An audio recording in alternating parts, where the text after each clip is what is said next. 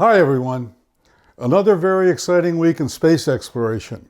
Now that the Perseverance rover has landed on Mars, JPL has released many great images taken by Perseverance on Mars.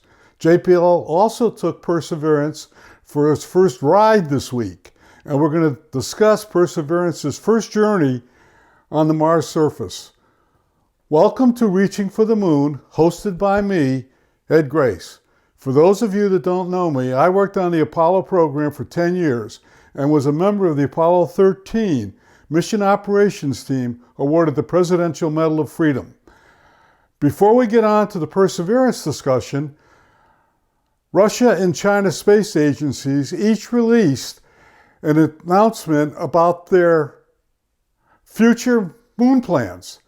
Russia and China space agencies each announced that they had signed an agreement with each other to build and work on an International Scientific Lunar Station orbiting the moon. China has previously announced their plans to develop an Earth-orbiting space station.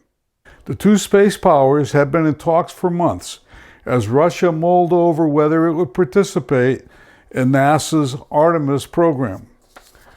NASA's Artemis program had previously announced plans to build a lunar space station named Gateway, joined by a coalition of other countries in the next decade. NASA stepped up its push to return astronauts to the moon by 2024 under the Trump administration through its Artemis program. Space has been governed by a United Nations treaty referred to as the Outer Space Treaty of 1969, the terms of which have been agreed to by more than 100 countries. Rather than develop a new United Nations treaty, which NASA felt would take too long to get approved by many countries, NASA spearheaded a multilateral pact called the Artemis Accords in an effort to set future standards of behavior in space. Only 9 other countries have signed the Artemis Accords so far, and Russia is not among them. NASA is barred from working with China under a law passed by Congress in 2011, so China was not amongst the countries invited to join.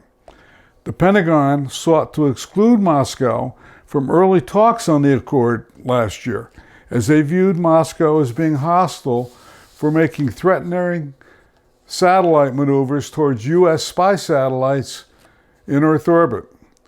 For many years, NASA has depended upon Russia to get our astronauts to and from the International Space Station. Russia, which has maintained a decades-long partnership with NASA on the International Space Station, has been very reluctant to expand its space alliance with the U.S. and sign the Artemis Accords. Now it appears we may be facing a new Cold War in space exploration. The United States enacted a law in 2015 granting private companies the property rights to resources they mine in outer space, but no such laws exist in the international community. With the split of countries' working relationships, we expect the difference of working opinions will exist and cause legal issues with no means to resolve at this time. Stay tuned.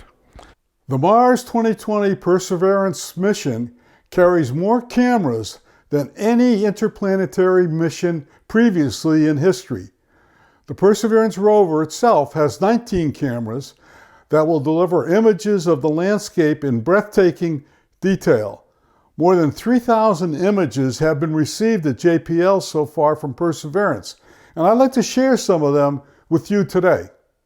This image is a panorama of the Mars surface that was created here on Earth by combining 6 individual images taken by the rover's cameras. The rover snapped these stills using the rover's onboard navigation cameras just 2 days after landing in Jezero Crater. Jezero Crater is an ancient lake on the red planet's surface where the Perseverance rover and Ingenuity helicopter will search for signs of ancient microbial life.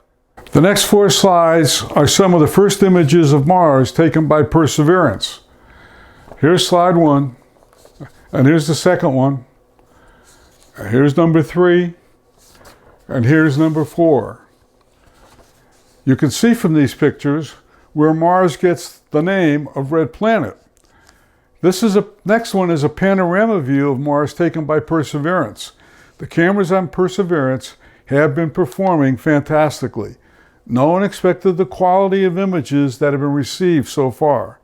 The Perseverance rover performed its first drive on Mars recently, moving about 21 feet across the Martian landscape. The drive served as a mobility test that marks just one of many milestones as team members check out and calibrate every system, subsystem, and instrument on Perseverance. Once the rover begins pursuing its science goals, regular commutes extending 650 feet or more are expected. This next image was JPL's first chance to kick the tires and take Perseverance out for a spin. The rover's 6-wheel drive responded superbly. We're now confident, JPL is confident, that their drive system is good to go, capable of taking them wherever the science leads them over the next couple of years.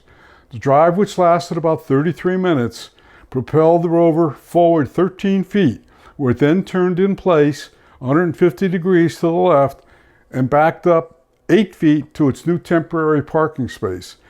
You can see Perseverance wheel marks on the Martian surface. These are real wheel marks left by Perseverance. Quite exciting. Well, that brings us up to date on the status of the Perseverance rover on the Mars surface. With that, we're going to end today's video. I hope you enjoyed the Mars images and video as much as I did. If you enjoyed it, give us a like.